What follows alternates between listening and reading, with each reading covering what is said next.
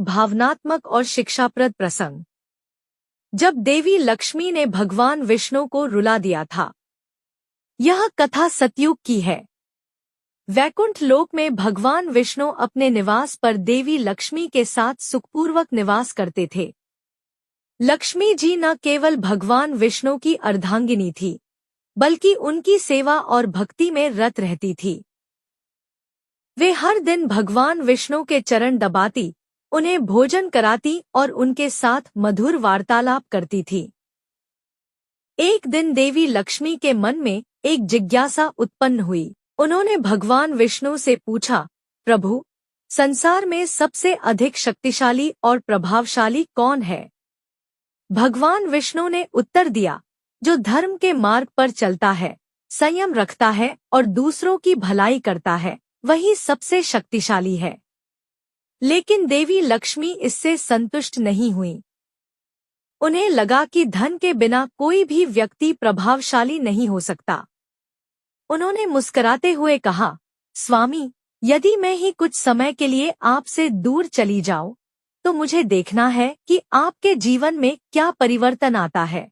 भगवान विष्णु ने इसे एक सहज प्रस्ताव समझकर अनुमति दे दी। लेकिन यह निर्णय संपूर्ण सृष्टि के लिए भारी पड़ गया। देवी लक्ष्मी तुरंत वैकुंठ से प्रस्थान कर पृथ्वीलोक में चली गईं और एक साधारण कन्या का रूप धारण कर तपस्या करने लगी। देवी लक्ष्मी के जाते ही वैकुंठ का तेज फीका पड़ने लगा। चारों ओर उदासी फैल गई। भगवान विष्णु का मन भी विषाद से भर गया। उन्होंने ध्यान करना बंद कर दिया, भोजन त्याग दिया और एकांत में बैठकर लक्ष्मी जी को स्मरण करने लगे। उनकी आंखों से आंसू बहने लगे। यह देख देवता, ऋषि मुनि सभी चिंतित हो गए। देवर्षि नारद ने जब यह दृश्य देखा तो वे भगवान विष्णु के पास पहुंचे और पूछा, प्रभु, आप जैसे योगी और सर्वशक्तिमान के नेत्रों में आंसू? ऐसा क्या हुआ है? भगवान विष्णु ने गहरी सांस लेते हुए कहा, लक्ष्मी मुझसे रूठ गई हैं और मुझे छोड़कर चली गई हैं। उनके बिना वैकुंठ भी सूना लग रहा है। मेरे जीवन की शोभा, मेरी शक्ति और मेरा आनंद सब कुछ उन्हीं से है। नारद जी ने तुरंत अन्य देवताओं को बुलाया। सभी ने मिलकर देवी लक्ष्मी की तपस्या की और उन्हें मनाने के लिए प्रार्थना की, हे माता लक्ष्मी, संपूर्ण सृष्टि आपके बिना अधूरी है। आप ही आनंद, सौंदर्य और समृद्धि की अधिष्ठात्री हैं। कृपा कर पुनः वैकुंठ पधारिए। देवी लक्ष्मी ने देखा कि उनके जाने से भगवान विष्णु स्वयं दुखी हो गए हैं। उनकी आंखों में जो आंसू थे, वह देवी लक्ष्मी के हृदय को स्पर्श कर गए। एक दिन देवी लक्ष्मी स्वयं वैकुंठ लौट आईं। भगवान विष्णु ने जब उन्हें देखा तो उनकी आंखों से फिर आंसू बहने लगे, इस बार खुशी के। वे बोले, प्रिय, तुम्हारे बिना मैं अधूरा हूँ।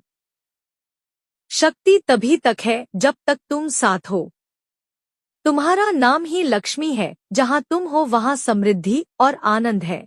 देवी लक्ष्मी ने मुस्कुराकर भगवान विष्णु के चरणों में सिर झुका दिया और कहा, स्वामी, आज मुझे ज्ञात हुआ कि केवल धन ही शक्ति नहीं, सच्चा बल प्रेम और साथ में है। अब मैं कभी भी आपको छोड़कर नहीं जाऊंगी। इस कथा से हमें यह शिक्षा मिलती है कि धन और शक्ति से अधिक महत्वपूर्ण है प्रेम, समर्पण और साथ। भगवान विष्णु जैसे योगी भी तब अधूरे लगते हैं जब प्रेम उनका साथ छोड़ दे। देवी लक्ष्मी के बिना न तो वैकुंठ की शोभा है, न ही भगवान विष्णु का तेज। विष्णु पुराण की कथा के अनुसार एक बार देवी लक्ष्मी भगवान विष्णु के साथ धरती पर विचरण करने आई थी। इस दौरान देवी लक्ष्मी ने अहंकार में आकर ऐसा कार्य कर दिया था जिससे विष्णु जी ने क्रोधित होकर उन्हें शाप दे दिया था।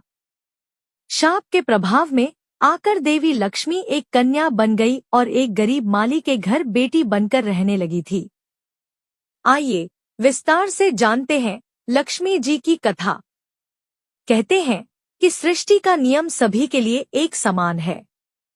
पौराणिक कहानियों में भी इसके कई उदाहरण हैं। ऐसी ही एक कहानी विष्णु पुराण में वर्णित है।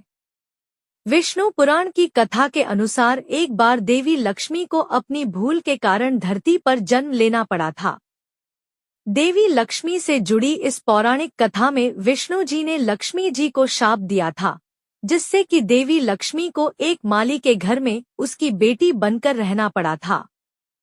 आइए जानते हैं देवी लक्ष्मी की पौराणिक कहानी। विष्णु पुराण में वर्णित कहानी के अनुसार एक बार विष्णु जी को धरती लोक में विचरण करने की इच्छा हुई।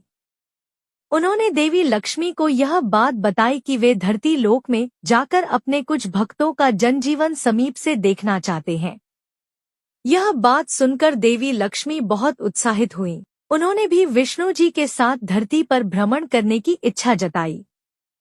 विष्णु जी ने धरती पर आने से पहले लक्ष्मी जी से कहा था कि वे प्रकृति को दूर से ही निहारेंगी और उन्होंने लक्ष्मी जी को किसी भी चीज को स्पर्श करने से मना किया। देवी लक्ष्मी ने विष्णु जी की बात सुनकर स्वीकृति दी और धरतीलोक पर उनके साथ आ गईं। देवी लक्ष्मी ने जब धरती पर विष्णु जी के साथ पहुंची तो धरती पर वर्षा ऋतु का आगमन हो चुका था, इसलिए चारों तरफ मौसम बहुत हरा भरा था।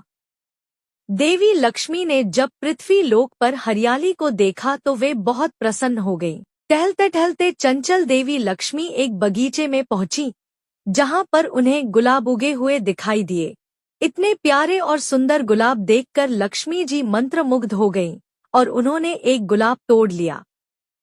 गुलाब को तोड़कर देवी लक्ष्मी उसकी सुगंध का आनंद लेने लगी। विष्णु जी ने जब देवी लक्ष्मी के हाथ में गुलाब देखा तो उन्होंने देवी लक्ष्मी से कहा, देवी, मैंने आपसे कहा था कि आपको धरती लोक की किसी भी चीज को स्पर्श नहीं करना है, लेकिन आपने मेरी बात को अनसुना किया और इस गुलाब को बिना किसी कारण तोड़ लिया। आप जानती हैं कि यह बगीचा मेरे एक भक्त का है, जो अपनी आजीविका के लिए इस छोटे से बगीचे पर निर्भर है। विष्णु जी की बात सुनकर देवी लक्ष्मी अहंकार से भरा उत्तर दिया। देवी लक्ष्मी ने कहा, प्रभु, आप व्यर्थ में ही इतना क्रोधित हो रहे हैं। यह कोई मूल्यवान वस्तु नहीं है, केवल एक पुष्प ही तो है। इस छोटे से बगीचे से आपका भक्त कितना ही धन कमा लेता होगा। संसार को धन, वैभव प्रदान करने वाली देवी के आगे तो यह बगीचा और पुष्प कुछ भी नहीं है। आप कहिए तो मैं आपके इस भक्त पर अथाह धन की वर्षा कर दूं। देवी लक्ष्मी की बातें सुनकर विष्णु जी बहुत क्रोधित हो गए। उन्होंने लक्ष्मी जी को हर वस्तु का मूल्य समझाने के उद्देश्य से शाप दिया कि जिस धन वैभव पर उन्हें इतना अहंकार है, वो उनका साथ छोड़ देंगे और उन्हें धन का अभाव हो जाएगा। जिस बगीचे से देवी लक्ष्मी ने गुलाब का पुष्प तोड़ा था, वो उसी बगीचे के माली के घर जाकर उसके संघर्षपूर्ण जीवन को समीप से देखकर हर वस्तु का मूल्य समझेंगी। विष्णु जी के शाप के प्रभाव से देवी लक्ष्मी एक छोटी कन्या में बदल गई। कन्या रूप में बदली हुई देवी लक्ष्मी इसी बगीचे में रोने लगी। जब माली बगीचे में आया तो उसे अनाथ कन्या पर बहुत दया आई और माली इस कन्या को अपनी बेटी बनाकर घर ले आया। माली की पत्नी भी एक पुत्री पाकर बहुत प्रसन्न हुई। इसके बाद माली के दिन बदल गए। माता लक्ष्मी को जैसे जैसे धन और मेहनत का मूल्य समझ आने लगा, माली की आमदनी बढ़ने लगी। देवी लक्ष्मी के भाग्य से माली धनवान हो गया और इस तरह शाप की अवधि समाप्त होने तक विष्णु जी के भक्त का कल्याण भी हो गया और देवी लक्ष्मी को सीख भी मिल गई। जैसे ही शाप की अवधि समाप्त हुई, विष्णु जी माली के घर आए और पूरी कथा बताकर देवी लक्ष्मी को अपने साथ वैकुंठ ले गए। दोस्तों, वीडियो अच्छी लगी हो तो लाइक करें और चैनल को सब्सक्राइब करें। धन्यवाद। आपका दिन शुभ हो।